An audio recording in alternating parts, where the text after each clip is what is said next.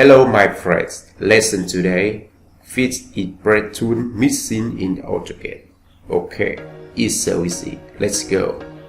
See, view, I, click, browser.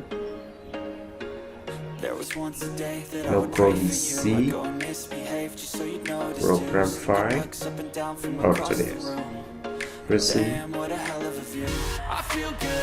2080.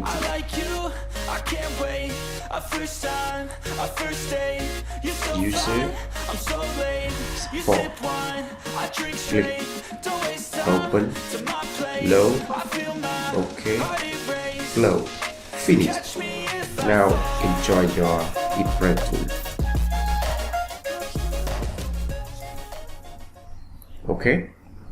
Thank you for watching. See you next video tutorial. I would pray for you. I'd go and misbehave just so you'd notice too. Sneaking looks up and down from across the room. And damn, what a hell of a